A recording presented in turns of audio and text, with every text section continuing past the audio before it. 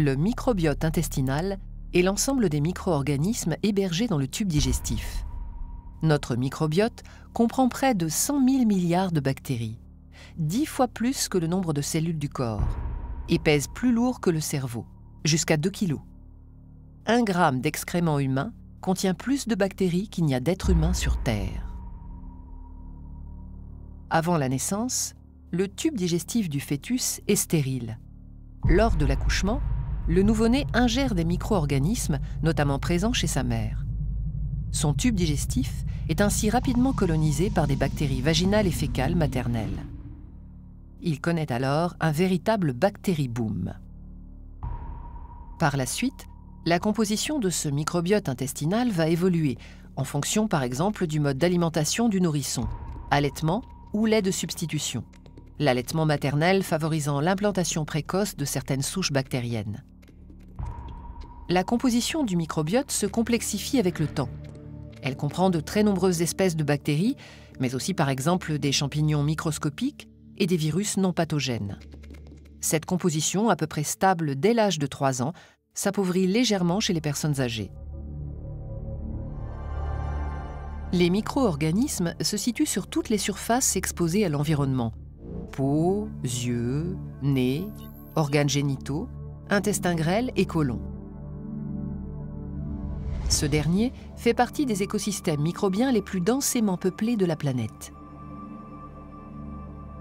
La diversité des micro-organismes y est maximale, avec plusieurs centaines d'espèces.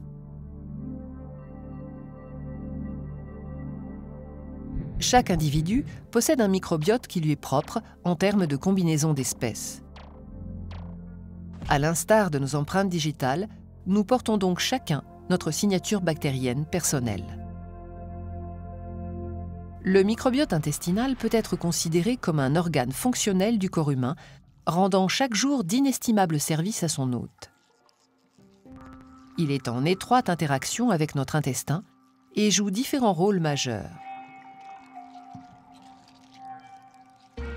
Ainsi, il exerce des fonctions métaboliques essentielles à la digestion.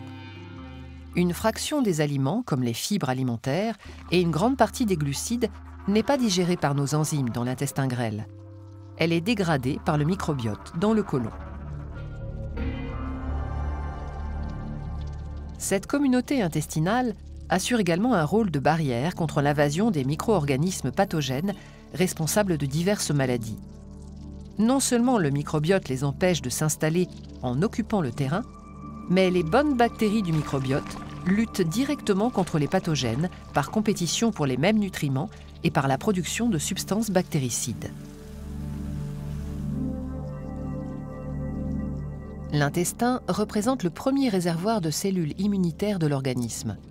Ces cellules, des globules blancs, jouent un rôle primordial sur le microbiote en faisant le tri entre les bactéries nocives et celles qui, au contraire, sont bénéfiques pour la santé. Le système immunitaire influence donc la composition et la diversité du microbiote et il s'avère qu'en retour, le microbiote active et influence le système immunitaire. Le stress, la fatigue, une alimentation déséquilibrée ou la prise d'antibiotiques réduisent la variété des micro-organismes présents. Or, leur diversité est fondamentale. Une chute de 30 à 40% de cette diversité peut provoquer l'apparition de certaines maladies chroniques, diabète de type 2, problèmes hépatiques ou cardiovasculaires. Inversement, en modifiant la composition du microbiote, on pourrait prévenir certaines pathologies. Le microbiote intervient sur la digestion, mais aussi à divers niveaux sur le fonctionnement de notre organisme. Son interaction avec le cerveau est un élément dont on commence à peine à mesurer l'ampleur.